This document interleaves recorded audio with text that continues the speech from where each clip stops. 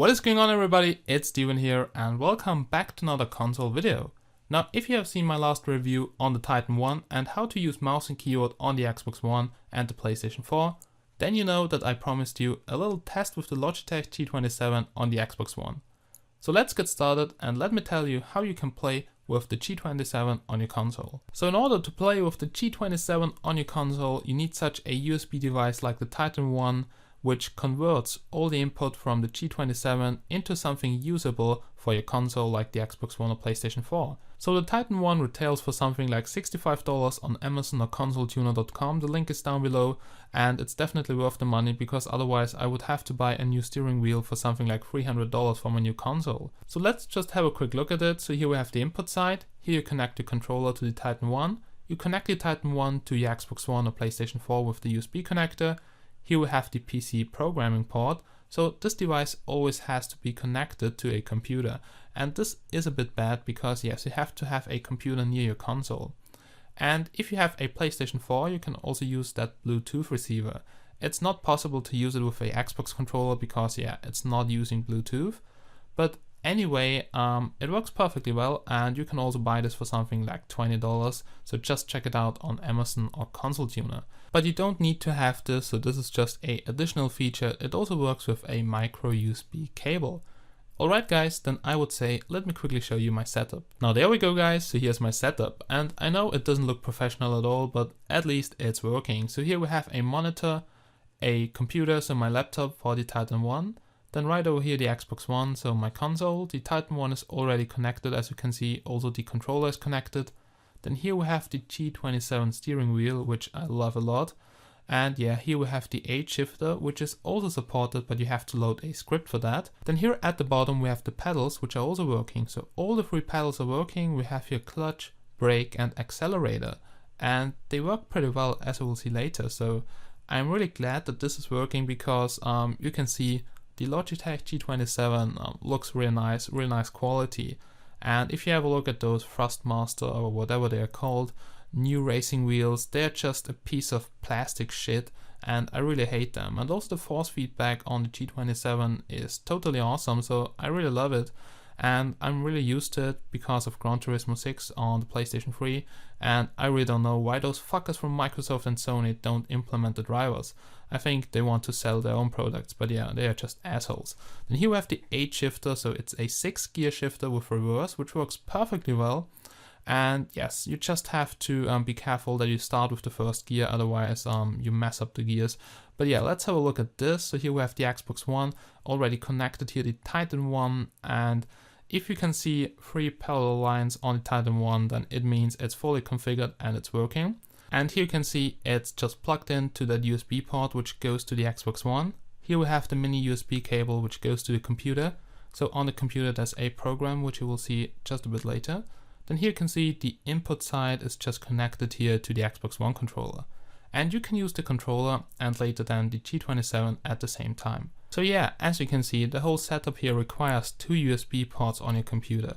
So you have to have a computer near your console and you have to have 2 free USB ports. Alright guys, so that's basically it, and now I would say let's go to the computer and let's check out the software. Here on the screen you can see G-Tuner Pro, so that's the software you are going to use, and it's from consoletuner.com, and you can only use it if you have the Kronos Max or the Titan 1. And yeah, here you can see there are already some scripts here for the G27 Racing wheel, so you can use it on the PS4 or Xbox One. And here you can see the script for the 8 shifter, so it's a very simple script. Actually what it does, it just presses the button so often that you can come, for instance, from the first gear to the 6th gear. And yeah, very simple. Then here we have the Max Aim DI plugin. That's the plugin we're going to use with the Titan 1. And here you can see direct input. And if you now press a button on the G27, the software detects it, transforms the command and sends it to the Titan 1. And then it's usable on your Xbox One, so pretty cool. The only bad thing is that force feedback is not possible. So you can see the force feedback box here is gray. That means there is absolutely no force feedback right now. Maybe in the next software version, so I guess this is some software problem, and I really hope that there will be force feedback soon, because driving without force feedback is just half of the fun. Okay guys, so now let's go to the Xbox One and let's see how it feels to control the console with the G27. And as you can see, you don't need a controller anymore. So you can control the menu and the game completely with the Logitech G27. So you just have to use the buttons here on the H shifter, and as you can see, you can go here through the menu. And it works really nice. There's just sometimes a bug where I cannot press the A button. And also you have to be sure that you switch the layout here in the options to layout number 6. It's not possible with another layout because, for instance, here you have the button to shift up, so it's the RB button. And if you bind it to a different button, then the script for the H shifter won't work anymore. But yeah, you can see you can use the controller right now and G27, and that's pretty cool. And now guys, let's start a quick race because I want to show you how it feels when you actually play the game and what is different to the Xbox steering wheel when you buy it.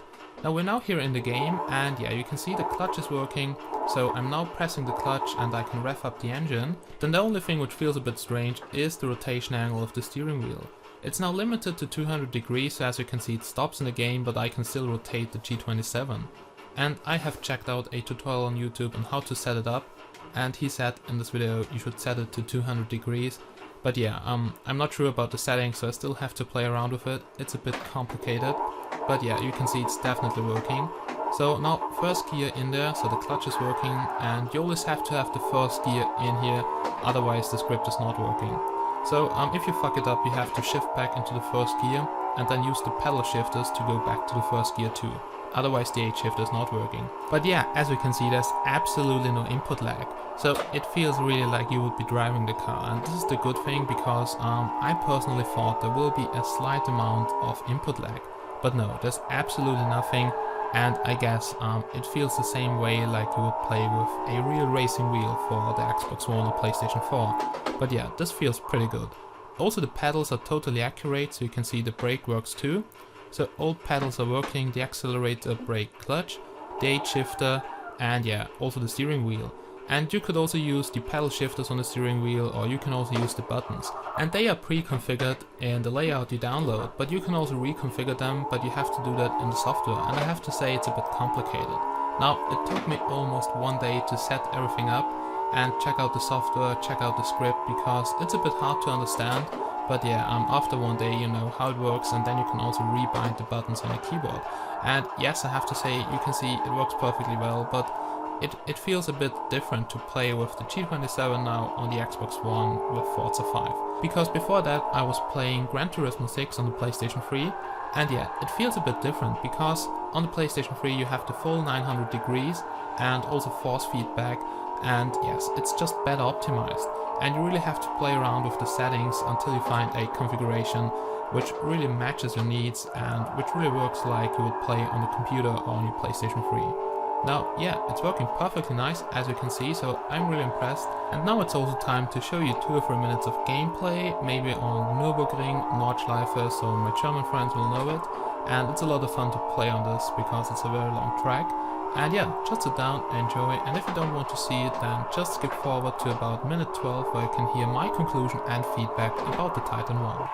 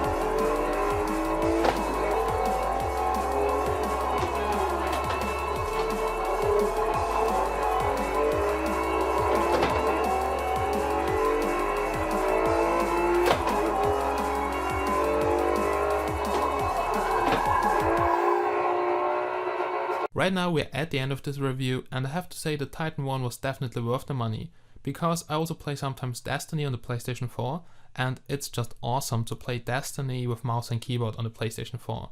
And also it's very nice that I can use my G27 on the Xbox One, and maybe when the new Gran Turismo comes out, also on the PlayStation 4. So this is really great because a new steering wheel for the console, for instance for the Xbox One, is very expensive.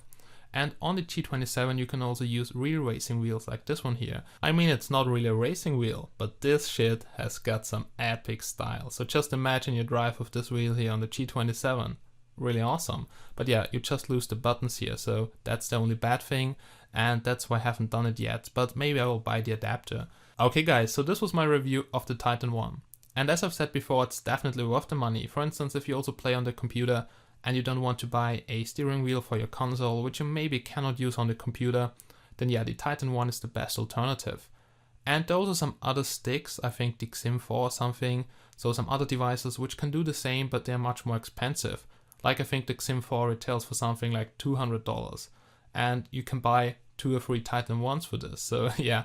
Titan 1 is definitely an awesome device, and it's really cool that I can now play Forza 5 and also some other games on my console with the G27. So that's it guys, and if you want to see more console videos, just leave me a comment down below.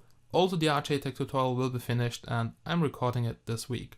So don't forget to check out consoletuner.com. Thank you so much for watching, and I really hope I see you again in my next videos. So have a nice day and bye bye.